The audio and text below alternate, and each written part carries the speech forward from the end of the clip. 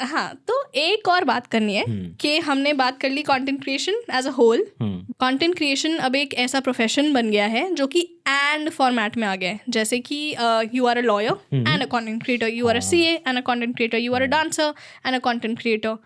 अब जो प्रोफेशंस हम नहीं सोच सकते थे वो भी कंटेंट क्रिएशन में आ गए हैं। करेक्ट। ठीक है, तो मगर कुछ ऐसे प्रोफेशंस अभी भी बचे हैं जो या तो इनहिबिशंस हैं उन्हें, या तो मुझे खुद नहीं पता है कि वो कैसे कंटेंट क्रिएट कर सकते हैं। तो I would want you to brainstorm on that. जैसे कि अगर मेरा जैनी दोस्त है तो उनके इलायची का बिजनेस है, ठीक है, छोटी सी इलायची। अब ये बहुत अटपटा बिजनेस है, क्या काम करते हो, इलायची का काम करते हैं।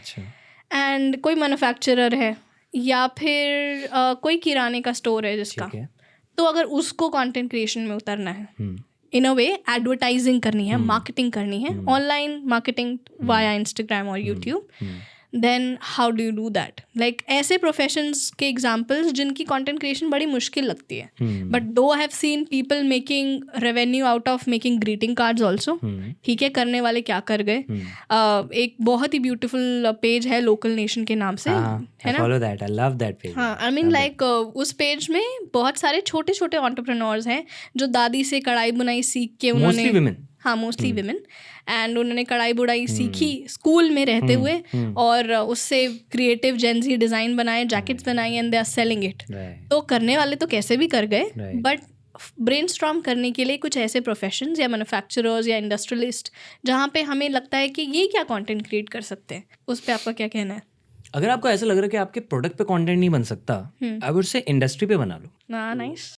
तो अगर आप इलायची की इंडस्ट्री में हो तो सिर्फ इलायची ही क्यों, लेने वाले तो और भी चीजें लेते हैं ना।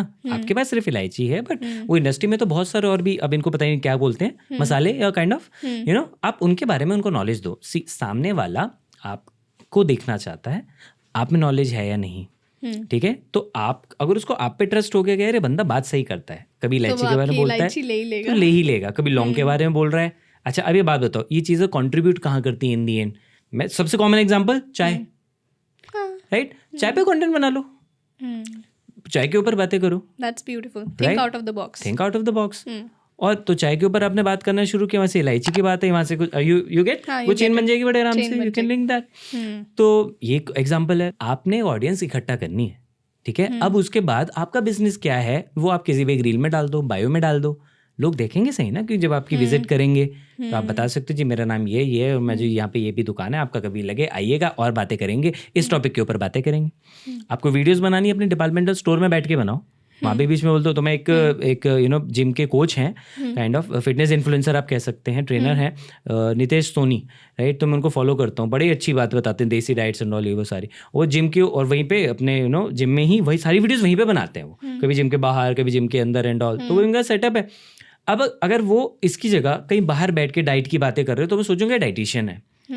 वो जिम में बैठ के बात कर रहे हैं, अगर सिर्फ डाइट की वीडियो देखी मैंने और जिम में बैठ के, तो मुझे क्या लगेगा, ओ फिटनेस ट्रेनर, ठीक है, चलो इनके जिम ज्वाइन कर सकते हैं, इनसे कुछ और फिटनेस की बात भी कर सकते हैं। तो आपको सटल प्लगइन्स करने हैं, कुछ अलग से इंतजाम तामझाम करने की जरूरत नहीं है। जो आप हो जिस सेटअप में हो वहीं पे करो, बस सिंपल। तो इस तरीके से बहुत सारी चीज़ें सोची जा सकती है। आप कौन, यार आज मैं व्लॉग बनाना स्टार्ट करता हूँ लेट्स से, और कुछ बढ़िया सी चीज़ है, मेरे व्लॉग अगर अच्छे चल रहे हैं और वहाँ पे कुछ बात कर रहा हूँ कि मेरा ये वाला भी बिजनेस है, वो अपने आप प्रमोट होगा।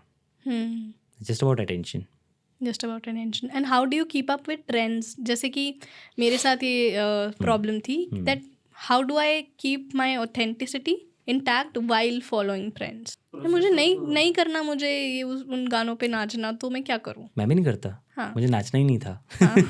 राइट एक आध में मैंने हल्का हल्का ऐसे एक्शन किया है जब बिस्कुल के लिए रील बनाई थी। Fun is fine, but I would like to quote this thing, ये सबसे ईजीएस्ट टाइम है आपका फेमस होने का क्योंकि ये कितनी अटपटी बात है कि सब सेम डांस कर रहे हैं और सब फेमस हो रहे हैं। अगर आप जूम आउट करो 90s में पहुंचो, आप सेम चीज़ें करते थे तो आप डिफेम होते थे कि वो भी ये कर रहा है, वो भी ये कर रहा है, वो भी ये कर रहा है।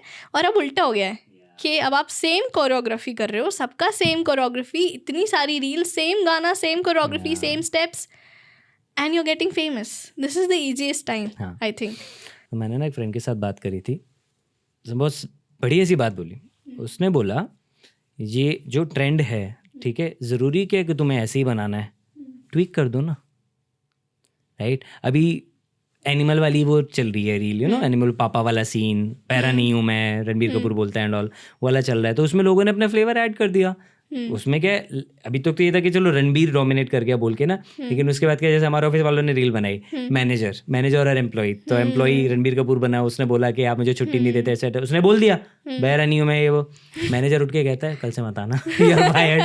तो आप अपना फ्लेवर ऐड करो, दिमाग का गेम है यार, कुछ भी अपने आप नहीं आएगा, अपने आप आएगा तो इसी में रह जाओगे। आपको बैठ के again take it as a business venture, इसको नॉर्मल हॉबी वाइज मैं रील्स बना रहा हूँ, एक पेज चला रहा हूँ, वो लेके लोगे नहीं होगा। उस पेज को एज अ वेंचर मानो कि वो पेज आपके लिए आगे के लिए बहुत बड़ा एक बेस बना रहा है जिसको आप मोनेटाइज कर सकते हो। तो आप उन चीज़ों के अंदर ना चेंजेस कर सकते हो, मतलब उसको ट्वीक कर सकते हो। That is the best way to keep up with trends. And second, इसका कोई प्रेशर नहीं लेना है हमने, क्योंकि हमें वो भी आते हैं यार ये ट्रेंड भी चला गया तो हर रोज 10 ट्रेंड आ रहे हैं, और प्रोसेस ऑफ एलिमिनेशन आपको फॉलो करना पड़ेगा कि क्या मैं इसको करूं, क्या इसको नहीं करूं। जरूरी नहीं आप सब कुछ करो, सारे ट्रेंड फॉलो करने कोई आपको जरूरत नहीं है। वैल्यू जा रही है, आपका जो नीश है, जिस चीज़ के लिए लोग आपको पसंद करते हैं वो जा रहा है। अगर आपके लोग आपको मोटिवेशनल बातों के लिए पसंद करते हैं तो आपको डांस की जरूरत नहीं है, राइट। अंकुर वारिकू नहीं बनाते कभी ट्रेंड के ऊपर, एक बना ली थी बस उन्होंने, मुझे आज तक याद है सी, क्योंकि एक बनाई थी बस उन्होंने, वो भी अपनी बहन के साथ, वो भी बहन के साथ ही, रिमेंबर, वो सारी दुनिया को याद होगा क्योंकि एवरीबॉडी वाज अंकुर ने बना लिया, अंकुर क्यों बना रहा है यार, यू नो, होता ना। तो that's what you know we need to keep in mind. I think process of elimination is the most underrated thing, उसके बारे में ज्यादा बात नहीं की जाती है। Absolutely, saying no is so important. मेरे साथ होता है, मेरे को अगर मेरे टू डू लिस्ट बना रहा हूँ मैं, सबसे पहले मैं एलिमिनेट करता हूँ उसमें से क्या क्या हटानी है मुझे, फिर देखता हूँ कि उसमें से क्या मैं डेलीगेट कर सकता हूँ। तो elimination most important. I think that's my biggest takeaway until now, process of elimination. Yes, वो मुझे भी सीखना है। और क्या ऑडियंस के लिए है कमेंट्स में बताएं। Wonderful, thank you so much for watching this till the end. ऐसे ही और इंसाइटफुल कॉन्वर्सेशंस, क्लिप्स और शॉर्ट्स देखने के लिए इस चैनल को सब्सक्राइब करो।